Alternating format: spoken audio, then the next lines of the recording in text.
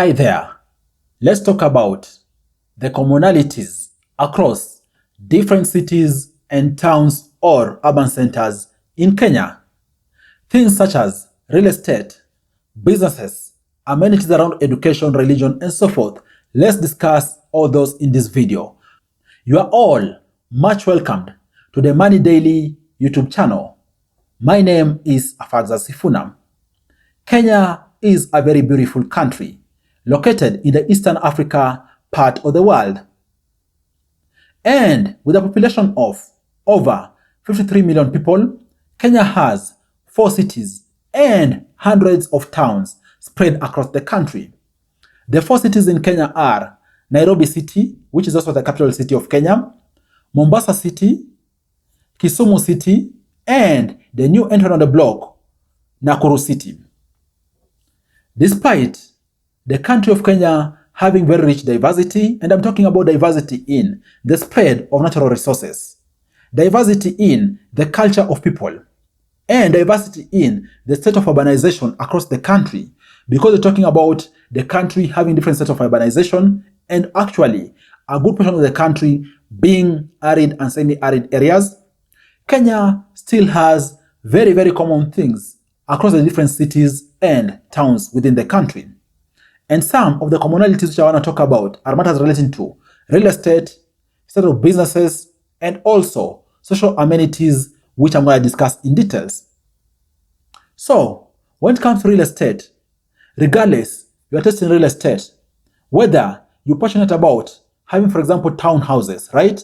Whether you're passionate about, for example, having mansions, whether you're passionate, for example, having condos, whether you're passionate about, for example, having family homes, whether you're passionate, for example, having apartments and so forth, all these are available in different towns and also cities across the country. Take a look at, for example, Nairobi. We're talking about Nairobi being a concrete jungle of sort because there are so many apartments in the city, there are so many mansions which actually you could be spoiled to choose from. And it's the same case across the different cities in the countries, and also the towns in different parts of the country provide you with an option to choose from so that you can settle on one which is according to your desire. When it comes to businesses, actually businesses are doing very well in the country, more so in different towns. And it is worth appreciating that Kenya main GDP is driven by 3 key constituents. We're talking about agriculture, we're talking about industry, and services sector. And in fact, services sector is the main backbone engine of the economy of the country. Of course, the economy is anchored in industry and agriculture, but the day-to-day driving of the economy is actually backbone in services sector. And I'm saying so because the services sector in the country account for over 50% of the country's GDP, which is upwards of 110 billion US dollars. This is actually what anchors businesses across the different towns in the country. And by the way, just to give you an example, some of the businesses you're going to find across different towns out there are, for example, wholesale businesses, supermarkets in malls, for example. You're going to get retail businesses, and these are most of the times complemented by money transfer businesses too. I'm talking about Mpesa. We have others out there, for example, provided by Airtel, provided by Telcom, but Safaricom on Mpesa is the most dominant mobile wallet transfer platform in the country.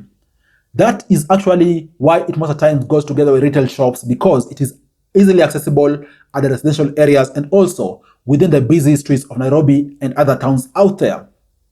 And then beyond that, we're talking about also the hotel sector. You talk about hotels, restaurants, bars, and so forth, also being a very common business in different towns and cities in the country.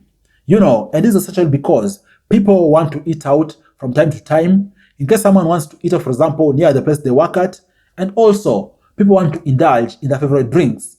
So you'll find hotels, restaurants, bars spread across the different towns in the country. And then other business is that you're going to find good open air markets in different towns across the country. And in these open air markets is where traders sell, for example, their agricultural products. Talking about, for example, groceries, cereals, and so forth, and any other household product which is fundamental in assisting a household go on day in, day out. And then another key business which you're going to find out is that also in most towns, we have side of road stalls, right? We have side of road stalls, which actually most of the times hawkers and other traders are selling their wares. Most of wares, for example, shoes, clothes, and even some of the food stuff which is dried out there. You're going to find some of the hawkers selling it, more so in the evenings and also in case the weather conditions allow. And then another last and also most important business which is also operating and actually keeps the economies or the sub-economies across the country vibrant is the transport business. We're talking about different towns out there having, for example, buses, commonly referred to as matatus, which carry passengers from point A to point Z, right? Also, you have, for example, taxis in different towns. All these are fundamental in assisting people move from one point to another. And also beyond that, there is motorbikes and bicycles, which are used to ferry people from one point to another. And this is very fundamental because transport actually facilitates all these different kind of businesses day in, day out. And then when it comes to social amenities, we're talking about there being awesome schools, religious institutions, for example, mosques, churches, and so forth, spread also across different towns in the country, right? In the same breath, we have different government offices spread in different towns in the country. And the good thing with Kenya is that it is a country that has a developed form of government. So within each different town out there, also you find offices of different county governments, right? And by the way, if you are watching this video from Kenya, drop a comment down below. What is your town? You are at the moment based in which town in the country? Drop a comment down below. Let's just see. Maybe you are watching this video together with your neighbor. You might just know other people who also come from your town, right? Drop a comment down below. And in case you are watching this video from another country, right? Drop a comment too. Which country are you watching this video from? And by the way, you might be wondering, what is used to exchange value in Kenya? Just like other countries out there, Kenya also has its own legal tender. In essence, the money which is used to exchange value. Like, for example, someone goes to the market, they want groceries, they for example, to get cereals. They're going to buy that. And the medium of exchange is money, which is called the Kenya shillings. Kenya shillings is in different denominations out there. For example, we have the 1,000 shilling note. We have the 500 shilling note. We have the 200 shilling note. We have the 100 shilling note. We have the 50 shilling note. And also below that, we have other denominations out there, mostly coins. So it is the legal tender, the Kenya shillings, which is used in exchange of value. And by the way, the cost of living in Kenya is very manageable. More so when put to perspective compared to other countries out there. Of course, the cost of living in most developed countries out there is much, much higher compared to Kenya. In fact, I've had friends who have come, for example, from different countries who have really loved it in Kenya. They love the cost of living in Kenya because they can afford much more and even eat at some of the finest places out there at a much less cost compared to how they do it at home. The only thing that's most of the times confusing to most people is matters relating to where do they stay when they come to Kenya. Of course, appreciating that Kenya is not that much expensive, more so if you compare to other developed countries out there. But the issue of where do people stay is actually more confusing to most people out there. Whether you are coming from outside Kenya into Kenya to any given town within the country, or even whether you relocated, for example, from town 1 to town 2 in the country because of, for example, changing job station, or even just traveling and staying somewhere for a long time. You might be confused. Where do you stay? Right? I know people out there have different tastes, for example, when it comes to real estate. Some people out there like, for example, townhomes, others like apartments, others like mansions, and so forth. So I won't choose for you which kind of house you need to stay in. But I just like to share with you 5 key considerations you need to be on the lookout for as you're deciding which place you need to stay in whichever town, right? The very first consideration is security in any given area. Security is very paramount.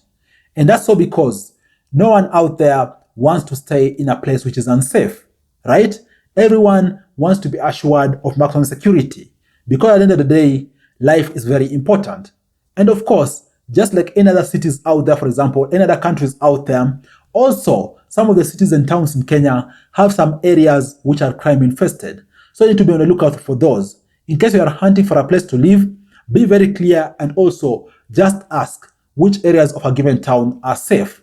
And you're going to be guided pretty well. So security is very fundamental, more so in urban centers in Kenya. And then another second consideration which you need to be on the lookout for is availability of social amenities. I'm talking about key things, for example, electricity, water supply, and so forth. Be clear and ask upfront. Just because it's, for example, a house has key fittings which illustrate, for example, there's water there, be clear and ask how many times a week, for example, does water flow into the house.